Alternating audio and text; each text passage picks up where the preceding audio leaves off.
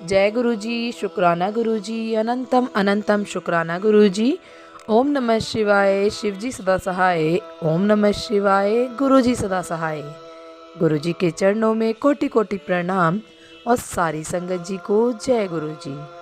संगत जी, आज का सत्संग पूजा भाटिया आंटी जी का है, तो देर ना करते हुए सत्संग को शुरू करते हैं। संगत जी, इस सत्संग में आंटी जी बताती हैं, मैं एक हिंदू परिवार से हूँ और मुझे हमेशा लगता है कि मेरा गुरु नानक देव जी से कुछ संबंध है। मैं उनसे बात करती हूँ और उनसे बहुत प्यार करती हूँ। उन्होंने हमेशा मुझे मेरी अपेक्षा से अधिक आशीर्वाद दिया, परंतु मैं यह नहीं जानती थी कि मानव जीवन में गुरु का क्या महत्व है। संगत जी, 10वीं कक्षा के दौरान मैं अपने पिता और भाई के माध्यम से गुरुजी की शरण में आई। गुरुजी ने अकादमिक रूप से मेरी इतनी मदद की कि मैं टॉपर बन गई। इसकी शुरुआत तब हुई जब मुझे अपने बोर्ड के लिए एक प्रोजेक्ट जमा करना था। मुझे पता चला कि घर का वाईफाई काम नहीं कर रहा था क्योंकि उसे रिचार्ज नहीं किया गया था। मैंने अपने पिता से ऐसा करने को कहा, लेकिन उन्होंने मना कर दिया क्योंकि उनके पास पैसे नहीं थे। संगत जी, मैं चिंतित थी क्योंकि अगले दिन प्रोजेक्ट जमा करने की अंतिम तिथि थी। मैं अपने कमरे में आई और मेरे दिमाग में एक तीव्र विचार आया, वाईफाई चालू कर दूं। जैसे ही मैंने ऐसा किया, मैं वापस ऑनलाइन हो गई। इससे मुझे सुखद आश्चर्य हुआ और मैं प्रोजेक्ट जमा कर पाई। गुरुजी ने मुझे बचाया था। मैंने 10वीं कक्षा के बोर्ड के लिए बहुत मेहनत की थी। मेरी सभी परीक्षाएं अच्छी रही, लेकिन गणित के पेपर में आधे अधूरे प्रश्न थे जो पाठ्यक्रम से बाहर थे। संगत जी, परीक्षा के बाद मैं भावात्मक रूप से टूट गई। मुझे पता था कि इस पेपर के कारण CGPA प्रभावित होगा। जिस दिन परिणाम आना था, मैं बहुत चिंतित थी, लेकिन गुरुजी की कृपा से मेरा उत्थान किया गया। मुझे हर विषय में 9 CGPA मिले थे। इसका मतलब था कि मैं अपने सेक्शन में टॉपर थी। गुरुजी हमेशा हमारे लिए मौजूद रहते हैं, चाहे कुछ भी हो। इसे वर्ष 2020 के दौरान बड़े पैमाने पर सामने लाया गया। संगत जी, जब कोरोना वायरस बड़े पैमाने पर फैला हुआ था, एक दिन मेरे सीने में अचानक दर्द हुआ। उसके बाद मेरे हाथ पैरों में ऐंठन होने लगी और सांस लेने में दिक्कत होने लगी। मैं अपने शरीर को हिलाने या बोलने में सक्षम नहीं थी। मेरे मुंह से बस एक ही प्रार्थना निकली जा रही थी, गुरुजी कृपया मुझे बचा लीजिए। मैंने जय गुरुजी का जाप करना शुरू किया और मेरी सांस सामान्य हो गई। अस्पताल में डॉक्टर ने कहा कि यह गैस्ट्रिक अटैक था, लेकिन मैं जानती थी कि ऐसा नहीं था। संगत जी, गुरुजी ने समस्या बदल दी थी। हालांकि मेरी तबीयत खराब हो गई। मेरा रक्तचाप मात्र 30-40 मिलीमीटर पारे पर था। डॉक्टर को आश्चर्य हुआ कि मैं नीचे कैसे बैठी हूँ। यदि गुरुजी ना होते तो यह मेरे लिए पर्दा होता। मैं अपने कमरे में सो रही थी जब मुझे महसूस हुआ कि भूरे रंग का चोला पहने गुरुजी मेरी ओर आ रहे हैं। संगत जी, वह कुछ सेकंड तक मेरे बगल में खड़े रहे, एक शब्द भी नहीं बोले और फिर चले गए। उसके बाद मेरी सेहत में सुधार हुआ। गुरुजी ने मुझे नया जीवन दिया था। यदि गुरुजी ने मुझे नहीं बचाया होता तो मैं उपस्थित नहीं होती। आज मैं जो सांस ले रही हूँ, वह किसी भी मोती और हीरे से भी ज़्यादा कीमती है, क्योंकि मेरे गुरुजी ने मुझे अपने उपहार के रूप में यह सांसें दी हैं। मैं रात को सोते समय उनके स्वरूप को हमेशा अपने पास एक चौकी पर रखती हूँ। एक दिन जब मैं उठी तो देखा कि स्टैंड टूटा हुआ है। मैंने सोचा कि शायद मैं स्वरूप के ऊपर सो गई हूँ।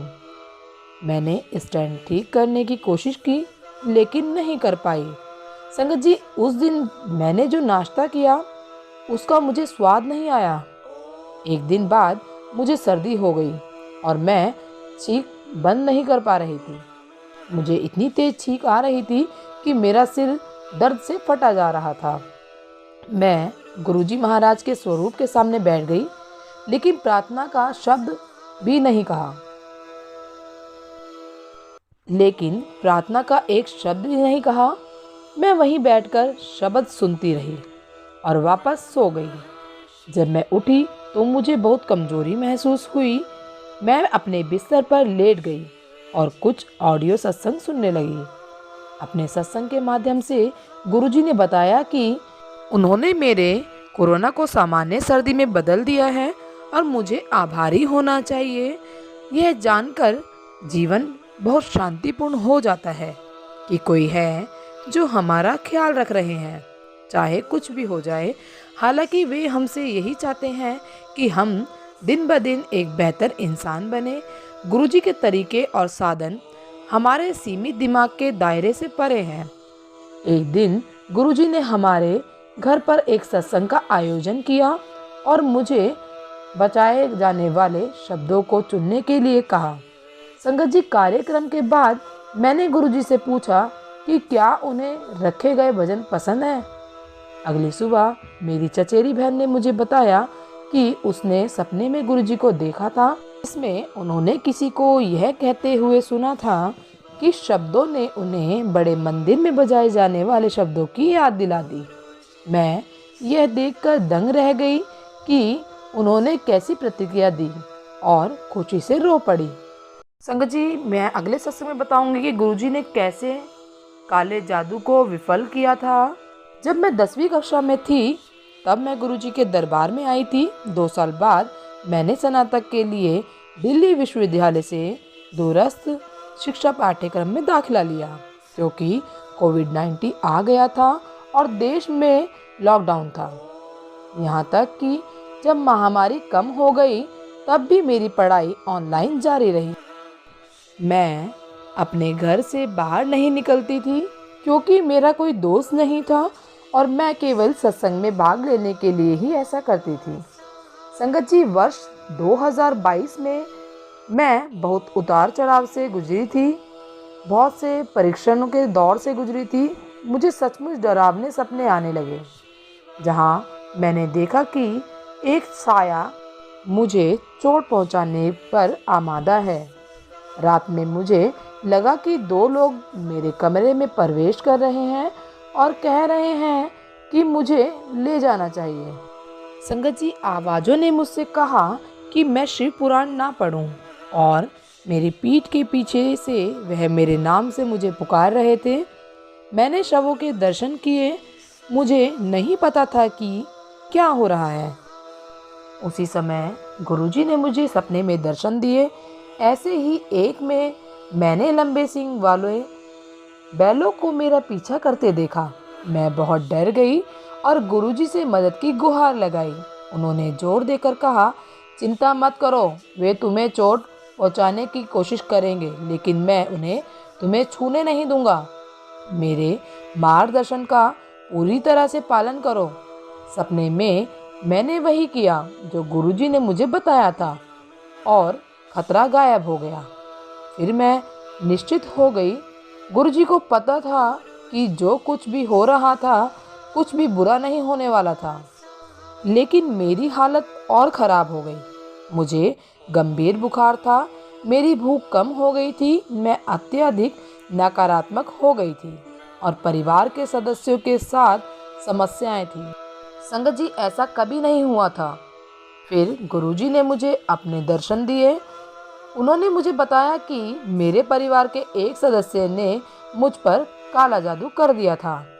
फिर गुरुजी ने सपने में मुझे अपनी सुरक्षा प्रदान की। मैंने उन्हें हनुमान जी का विशाल रूप धारण करते देखा। उनकी त्वचा पूरी तरह लाल थी और उन्होंने मुझे लाल सूट पहनना शुरू करने का निर्देश दिया।